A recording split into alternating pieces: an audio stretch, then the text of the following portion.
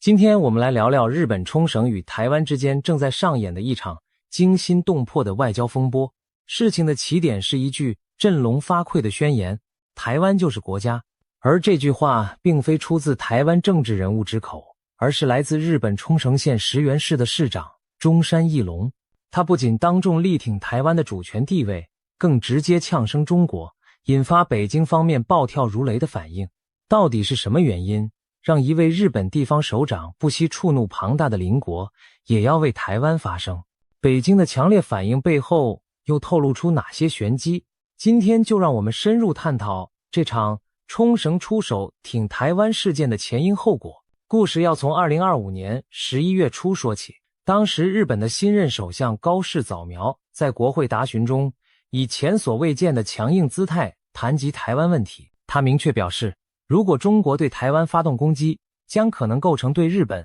存亡危机事态。这是一个法律术语，意思是一旦台湾遭侵略，日本可视为自身生存受到威胁，有权动用自卫队进行集体自卫。简单说，就是日本可能出兵协防台湾。要知道，过去日本政府在台湾问题上向来谨言慎行。自从1972年与中华人民共和国建交以来，日本官方一直遵循所谓的一个中国原则，表面上不承认台湾为独立国家。然而近年来，随着台海局势紧张升温，日本政界的鹰派声音日益高涨。但即使如此，在公开场合直接点名协防台湾仍属禁忌。然而高市早苗此番发言可谓打破长久以来的战略暧昧，一举抛出震撼弹。他的强硬表态几乎是宣告日本不会坐视台湾遭到武力侵犯。北京方面对此勃然大怒，迅速展开一连串强硬反制行动。中国外交部第一时间严厉谴责高市的言论，极其谬妄，不可接受，要求日方收回。有一位中国驻大阪总领事馆官员甚至在社交媒体上放话威胁，那颗伸过来的脏脑袋必须砍下。这几乎是赤裸裸的战争恫吓。虽然该恐吓言论随后被删除，但仍在日本社会引发极大震撼和愤怒。一些日本国会议员甚至要求将这位中国外交官驱逐出境。紧接着，中国解放军也开始在台海周边秀肌肉。从11月中旬起，中方宣布在黄海海域进行大型实弹军演，连续多日进行导弹射击演习，借此警告日本与美国不要轻举妄动。北京还对日本祭出经济与外交双重报复，发布赴日旅行警告，劝告中国公民暂勿前往日本旅游，并指示中国各大航空公司允许旅客免费退改日本航线机票。同时，再度以安全检测为由，全面暂停进口日本水产品，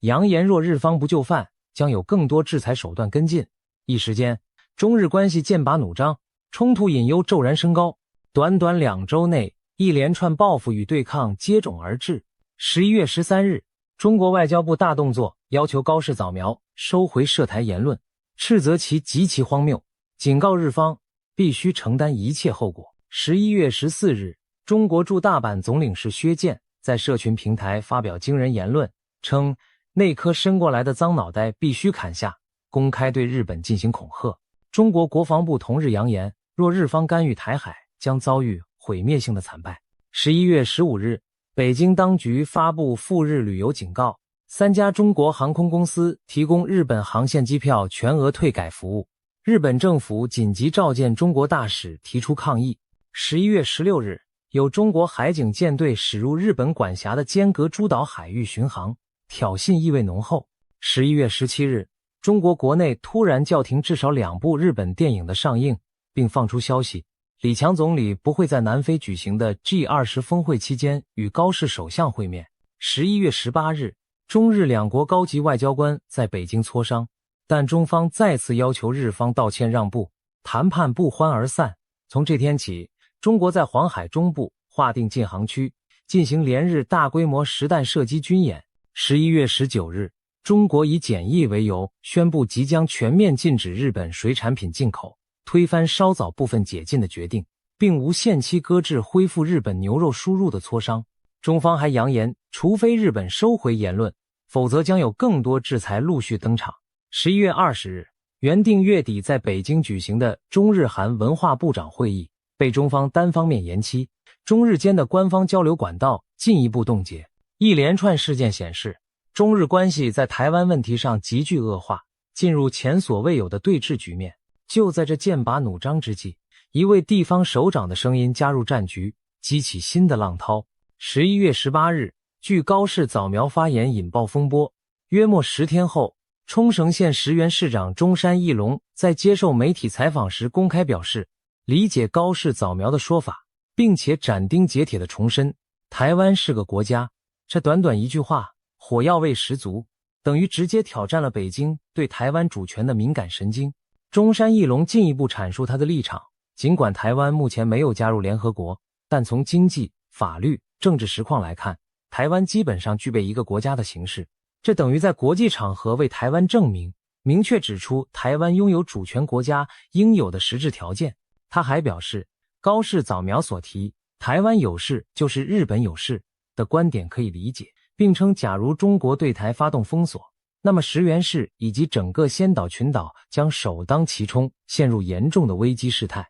言下之意，台湾安全与冲绳安全休戚相关，日本绝不能对台湾的存亡坐视不理。值得注意的是，中山义隆此番挺台言论并非一时冲动，他长期以来在社群媒体上就积极发声支持台湾，多次强调台湾是个国家这一理念。早在2024年台湾举行总统就职典礼时，中山义隆作为友好城市代表受邀出席，亲眼见证了台湾民主政权的交接。他在当时就于 X 推特上兴奋地发文称，台湾是世界公认的国家。这番话虽然与日本政府的官方立场不同，但在日本民间社会却收获不少共鸣与支持。那么，中山义隆是什么来头？为何他对台湾特别有感？现年50多岁的他已连任5届石垣市长，是琉球群岛地方政治中的资深人士。他的家乡石垣市位于冲绳县的西南端，包括石垣岛本岛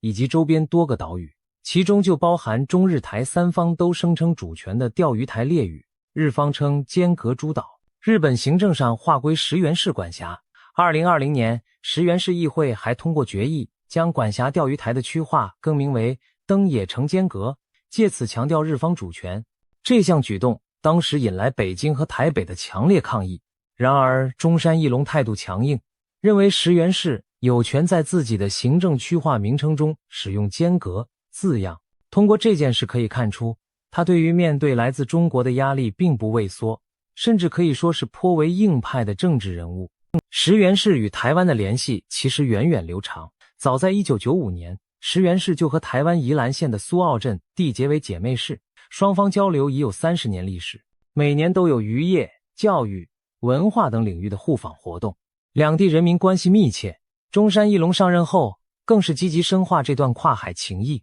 他多次访问台湾，品尝苏澳的海鲜，体验台湾民情，而台湾方面也常有代表团造访石垣岛，参与当地丰年祭等庆典。可以说，对石垣市民而言，台湾并不遥远陌生，而更像是隔海相望的老朋友。就在今年9月，宜兰苏澳遭台风重创之时，石垣市还第一时间跨海捐助物资，表达对姐妹市的关怀，凸显了两地之间深厚的情谊。也正因为这种对台湾的亲近感，中山市长在面对台海局势时有着切身的危机意识。他在媒体访谈中直接指出，假设中国对台实施海上封锁，不仅台湾会陷入危机，日本的仙岛群岛，包括石垣、宫古与那国等岛屿同样会面临生存威胁。事实上，石垣市政府与日本自卫队早就有相关预案，一旦台海爆发冲突，这些离岛居民将被迅速疏散至较安全的九州、山口县等地。日本政府在2024年甚至宣布，会在与那国岛等第一线离岛兴建地下避难设施，为居民提供暂时掩护。可见，冲绳当地早已在未雨绸缪，为可能的台海冲突做准备。让我们把视线稍微拉远，看看台日关系长远的历史与情感基础。日本与台湾虽然在1972年因东京与北京建交而断绝了官方外交关系，但民间往来从未中断。战后初期，许多日本人对于曾经殖民统治过的台湾怀有复杂但亲切的印象。反之，许多台湾人对日本文化也十分熟悉。上世纪70、80年代起，大批日本影集、动画、流行音乐在台湾风靡，培养了台湾年轻世代对日本的好感。经贸方面，日本一直是台湾最大的投资来源和贸易伙伴之一，而台湾的电子产品、食品等也深受日本市场欢迎。90年代中期，一场台海危机令日本朝野警醒。1996年，台湾首次民选总统前夕，北京为恫吓台湾选民，悍然在台湾周边海域试射飞弹，引发紧张。美国派出2艘航空母舰进入附近海域以示警戒。这次危机也让日本意识到台海安全与自身息息相关。日本随后与美国修订了防卫合作指针，将周边事态纳入自卫队任务范围，开始为可能的台海冲突做准备。可以说，早在20多年前，日本就已认知到远交近攻的中国崛起战略终将威胁台湾乃至日本的安全。另一方面，台湾与日本在灾难中的守望相助，更加深了彼此的情谊。2011年3月，日本东北地区发生毁灭性的强震和海啸，造成福岛核灾，大量民众罹难。台湾人民闻讯后自发掀起募款热潮，最终捐助超过200亿日元，约新台币66亿元。震灾是全球对日捐款最多的地区，甚至超过许多大国政府。这份跨海真情让日本上下为之动容。日本媒体在报纸头版刊登台湾加油和感谢广告，许多日本人在社群上表示永远记得台湾给我们的温暖。直到今日，每逢311震灾纪念日，日本各地都有人举行活动，感谢台湾的义举，两国人民的心因此紧紧连结在一起。之后在2021年，当台湾深陷新冠疫情、本土疫苗供应不足的困境时，日本也义不容辞伸出援手。东京政府不顾中国的反对，先后分批无偿提供给台湾将近400万剂疫苗，缓解了台湾燃眉之急。这些疫苗盒上都贴着日台互相打气的标语，让台湾民众倍感温馨。一时间，台湾社会掀起谢谢日本的风潮，许多人自发购买日本商品以示感激。有人形容，继震灾后，日本对台湾的疫苗雨是另一场雪中送炭，让台日之间的友好提升到新的高度。除了政府层面的互助，民间交流更是热络非凡，观光旅游就是最佳例证。在疫情前的2019年，台湾赴冲绳旅游人次高达约76万，占冲绳所有外国观光客的将近40%，为各国之冠。台湾游客热爱冲绳的碧海蓝天、美食文化，而冲绳居民也乐见来自台湾的友好访客。相较之下，中国游客虽人数不少，但冲绳当地对其评价褒贬不一，反而对台湾人特别有亲切感。冲绳的餐馆里常能听到熟悉的中文点餐声，台湾高雄和那霸之间也早有直飞航班，方便两地往来。甚至在琉球传统文化中，学者也指出，台湾与冲绳同属南岛语系民族，在语言、饮食、习俗上有某些相似之处，难怪彼此会觉得投缘。再说回政治与外交上，台湾与日本虽无正式邦交，但通过各种替代方式维持联系。日本在台北设有日本台湾交流协会，台湾在东京对应设立台湾日本关系协会，功能相当于变相的大使馆。在地方政府层级，如前文所述，石垣市早在上世纪90年代就与台湾缔结姊妹市，其他日本各县市也陆续找寻台湾友城。如今全日本和台湾缔结姐妹或友好城市的队数多达数十队，涉及观光、农业、教育等各领域的合作。这张地方交流的网络弥补了官方缺席的不足，让台日之间的纽带反而更加灵活多元。还有一件事值得一提，围绕着石垣市所辖的钓鱼台列屿，日方称间隔诸岛，台湾和日本其实也存在主权争议，然而双方迄今保持了相当的克制与沟通。2013年，在时任台湾总统马英九推动下，台湾与日本签署了台日渔业协议，约定台湾渔民可以在钓鱼台附近的部分海域自由作业，不再受到日本巡逻船干扰。这项协议被视为台日之间寻求务实解决争议的典范，展现了双边在敏感问题上和平共处的善意。反观北京，在钓鱼台问题上对日本从不让步，经常派海警船绕行滋扰，这形成鲜明对比。台湾和日本虽各自声索主权，但可以坐下来谈，彼此礼让一步。中国则竟自以武力相逼。因此，石原市长对台湾示好，也有他务实的一面。与其敌视一海之隔的台湾，不如当成伙伴合作，共同应对那位真正具威胁性的邻居。我们不妨看一看地图，石原市辖下的岛屿中有一座特别引人注目，那就是与那国岛。与那国岛是日本距离台湾最近的有人岛，相隔仅约110公里。天气晴朗时，站在与那国岛的高处，甚至能隐约望见台湾淡淡的海岸线。不夸张地说，与那国岛居民几乎与台湾人比，与东京人还要接近。这样的地缘距离，使得台海一旦有任何风吹草动，与那国岛乃至整个八重山群岛都无法置身事外。随着北京对台湾展现的军事压力不断增强，冲绳的这些离岛居民时刻感受到一种笼罩在家门口的阴影。台湾有事，在当地已不再是一句抽象的口号，而是实实在在可能发生的场景。与那国岛上的人们议论着，如果哪天台湾海峡对岸真的枪声大作，他们会不会被卷入战火？岛上很多居民说，平日里只要台湾那边有大选或解放军军演，心里就提心吊胆，因为每逢解放军在台湾附近有所动作，与那国、石原周围海空域难免出现中国军机军舰的踪影。日本自卫队的雷达也严阵以待，岛民早已习惯头顶不时飞过的自卫队巡逻机声音，以及远处海平线上若隐若现的军舰剪影。2022年8月，当中国因美国政要访台事件对台湾进行大规模军演时，八重山居民就亲身感受到危机从天而降，解放军发射的弹道飞弹有5枚落在与那国岛附近的日本专属经济区海域，距离石原不到100公里，这是史无前例的局面。中国飞弹首度落入日本周边水域，消息传出后，石原渔民们一片哗然，许多人担心若战事升级，下一次落下的就不只是试射的飞弹，而可能是真正的战火。这次事件仿佛给冲绳人当头棒喝，台海战争绝非遥远的他国新闻，而是迫在眉睫的威胁。或许正因如此，日本政府这几年大幅强化了在西南离岛的防御部署。自卫队在2023年于石原岛新设了一处大型基地，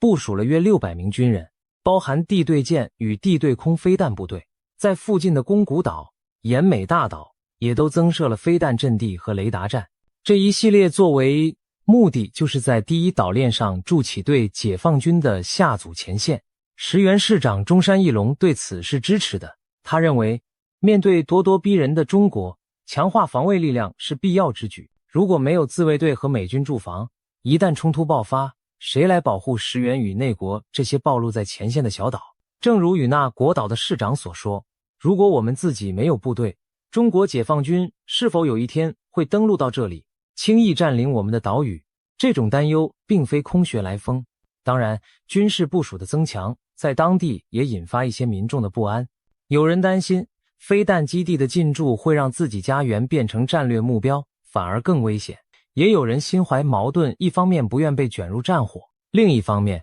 也知道逃不掉现实，只能希望以武止战，下阻对方不要轻举妄动。冲绳自古以和平之岛，自诩经历过2战冲绳岛战役生灵涂炭的惨痛，当地居民尤为珍视和平。在冲绳有一句广为流传的心声，我们绝不希望家园再度成为战场。这也是为什么冲绳县知事玉城丹尼等人长期呼吁削减驻日美军基地，强调冲绳人不愿再被大国博弈牺牲。然而现实是残酷的，冲绳位处东亚地缘政治的十字路口，不管愿不愿意，它都已是大国角力的前沿。美军在冲绳驻有将近3万人，包括空军、海军和海军陆战队等多支劲旅。一旦台海有事，这些驻冲绳美军将担负驰援台湾的重任。可以预见，如果北京决定对台动武，首先要打击的很可能就是冲绳的美军基地，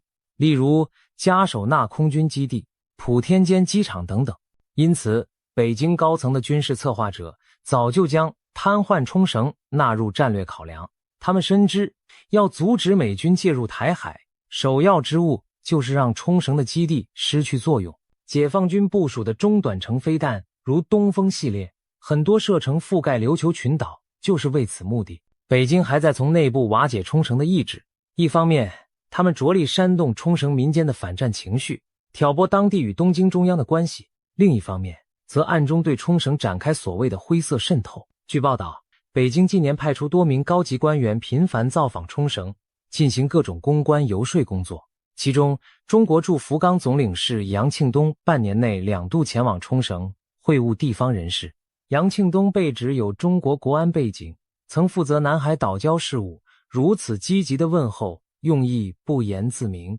此外，中国方面甚至试图在冲绳建立地下影响网络，他们曾接触冲绳的华侨社群，企图设立类似海外警察站的据点，好方便对当地侨民施压与监控。所幸这一图谋被识破，而未能得逞。北京还透过学术与舆论手段，营造琉球主权未定论。2025年初，日本媒体报道中国将在大连海事大学成立琉球研究中心，培养学者在国际场合质疑冲绳归属。中国海洋法学会会长高之国更露骨地宣称，琉球问题具有重大政治和历史意义，各种预案和因应措施都要准备，几乎是将冲绳与祖国统一相挂钩，将琉球群岛视为中国国家安全棋盘上的一枚棋子。冲绳县内部也确实存在一些亲中或去军事化的声音，比如琉球独立党代表乌良朝助就公开表示，如果琉球独立，就不用害怕中国的入侵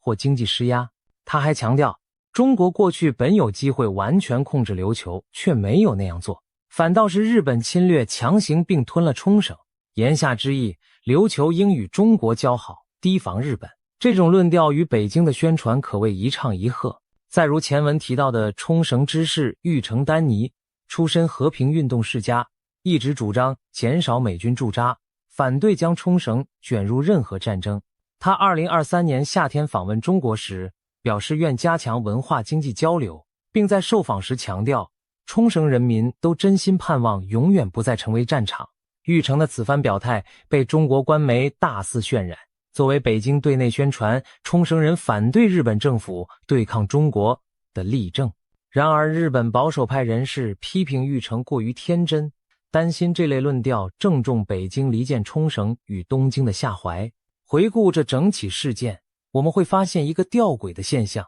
北京越是咄咄逼人，反而促使台湾与日本走得越近。高市早苗之所以会在国会强硬表态，很大程度上也是因为目睹了近年来中国对台湾频繁的军事恫吓，感受到日本自身处境的危险。日本的安全专家普遍认为，台湾一旦沦陷，日本的海上交通线、西南防线将难以防守，下一个受到威胁的就是琉球列岛乃至日本本土。其实早在2021年，时任日本副首相麻生太郎就曾语出惊人的表示，若台湾发生重大事态，日本也可能行使集体自卫权。前首相安倍晋三在卸任后也多次公开呼吁，台湾有事就是日本有事，也是日美同盟有事。尽管当时引来中国强烈不满，但这些话语为日本舆论开了风气之先。如今高市早苗身为首相，在国会正式场合把这一立场明确说出，可见日本政府的政策天秤正向台湾倾斜。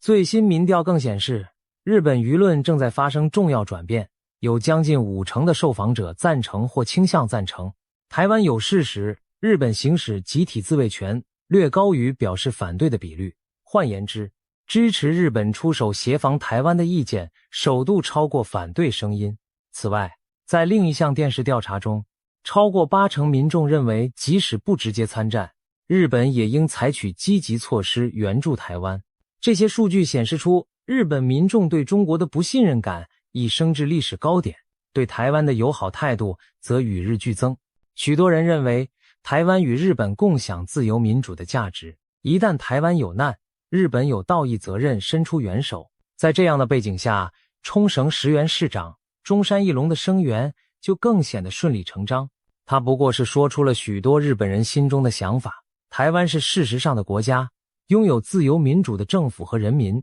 日本应该视台湾为友邦，而非中国的一部分。中山的勇气在于，他身为地方官，却不畏惧中央政府与中国外交的压力，率先站出来承认台湾主权。他的言行也许在外交辞令上不够圆滑，但却赢得台湾民众的热烈掌声，并在日本国内引发讨论。随着中山市长此番发言见诸报端，北京当局果然大为光火。中国外交部对日本政府提出严正交涉，要求管控好下级单位言论，避免再有类似台湾是国家的说法出现。然而，日本方面对中国的抗议并未采纳，更没有道歉或惩处中山。中国官媒随即发文怒斥中山义隆以小恶挑衅大国，民族主义网民更是在网络上叫嚣：人家敢说台湾是国家，你敢说冲绳琉球是国家吗？扬言要以支持冲绳独立来报复日本。这类恫吓在中国舆论场并不鲜见，但只会让更多日本人反感。而从北京如此歇斯底里的反应也可看出，他们对任何承认台湾主权的言论何其恐惧。中国最害怕的就是国际社会打破台湾不是国家的禁忌，哪怕只是一个地方首长开了先例，都令北京如临大敌，生怕引发骨牌效应。正因如此，他们才会不择手段的打压，务求将这类声音扼杀在萌芽状态。展望未来，中日两国在台湾问题上的对立恐怕还将继续，甚至加剧。中国方面已经放话，除非日方收回相关言论，否则不排除进一步采取经济报复和外交降级措施。日本则强调高市首相的发言符合一贯立场，不会撤回。可以预见，在可见的将来，围绕台湾议题，东亚将进入一段高度紧绷的日子。对台湾而言，日本态度的转变无疑是一大利多。尽管台日没有邦交，但双方关系正变得前所未有的密切。台湾政府高层也频频对日本表达感谢与友好。面对北京接二连三的打压和武吓，台湾社会从中得到的教训是，越是软弱退让，越换不来尊重。唯有团结民主伙伴，同仇敌忾，才能共度危机。日本冲绳石原市长的一句“台湾就是国家”，表面看来只是地区政治人物的声援，但实际象征意义深远。它代表着自由世界对台湾民主的肯定，也传递出与威权强权对抗的决心。台湾方面对此轮中日紧张也高度关注。台湾总统府发言人表示，中国对日本发出的种种政治恫吓和实弹演习，只会更加凸显区域安全局势的严峻，呼吁各民主伙伴共同反制中国扩张野心。美国国务院更公开支持日本捍卫自身与盟友安全的权利，警告北京不要企图以武力片面改变现状。美日等国持续强化在印太地区的军事协同，美日同盟更在琉球周边频繁举行联合军演，美军也着手调整驻冲绳部队结构，例如将海军陆战队改编为配备反舰飞弹的滨海作战团，提升第一岛链岛屿防御与机动打击能力。除了美日之外，澳洲、印度、菲律宾等区域伙伴也都加强合作，提防中国武力扩张。应当看到，北京在此次事件中的种种反应，其实更像搬石砸自己的脚。中国一些民族主义舆论近年来对日本充满敌意，网络上甚至出现对日本实施核打击这种疯狂言论，渲染仇恨氛围。2021年就曾有一支在中国网络流传的极端影片扬言，一旦台海开战，如果日本介入，我们将率先对日本进行连续核攻击，直到日本第二次无条件投降。这样骇人听闻的叫嚣虽非官方政策，